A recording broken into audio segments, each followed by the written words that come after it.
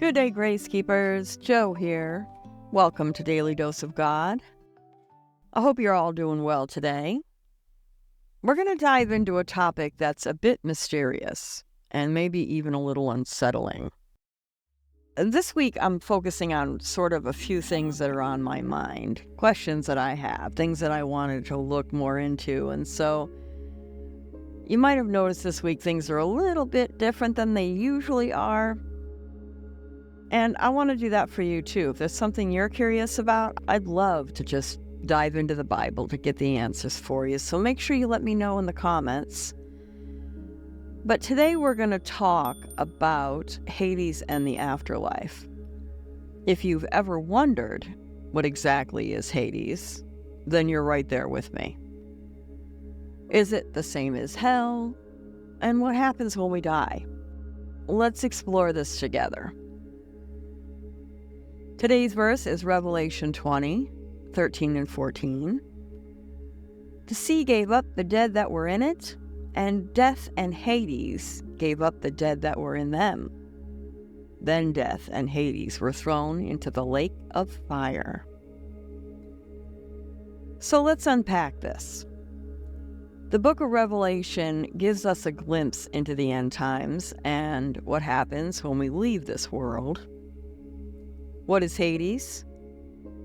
Hades is mentioned in the Bible as sort of a holding place for souls after death, a waiting room, if you will. For those who haven't accepted God's love, it's a place of separation from Him, awaiting final judgment. But for those who have put their trust in God, the story is different. The Bible tells us that when we pass away, we are immediately in God's presence. In 2 Corinthians 5:8, Paul says, "To be absent from the body is to be present with the Lord." That's comforting, isn't it?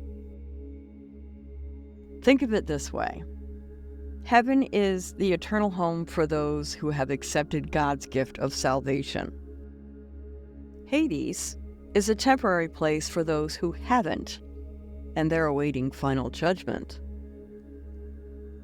Hell, or the lake of fire, is the final destination after judgment, a place of eternal separation from God. Scary. Why does this matter?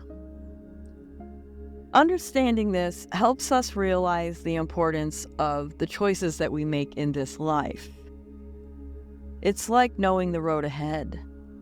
It helps us decide which path to take. And here's something crucial. Once we cross from this life to the next, folks, there's no turning back. There's no do-over. No, oops, let me try that again.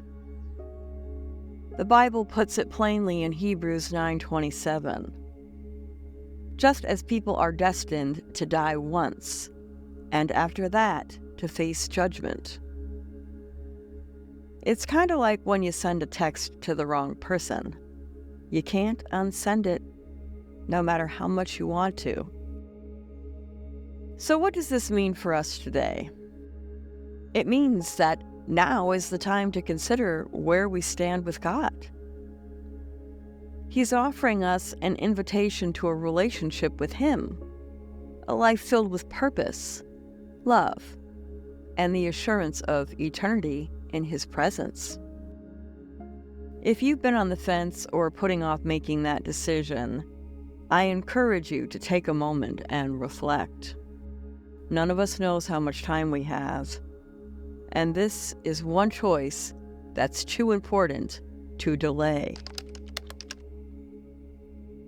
If this has touched your heart, or if you have any questions and want to know more, don't hesitate to reach out. And if you found this helpful, please hit that like button, share it with someone who might need to hear it, and subscribe to join our community. Let's walk this journey together. Thank you for spending this time with me today. Remember, God's love for you is immense and eternal, and He's just a prayer away. Until next time, stay blessed, and I'll see you here tomorrow for another dose. Peace and blessings. journey through God's word will go, finding light in every step we know. Come and join us every day as we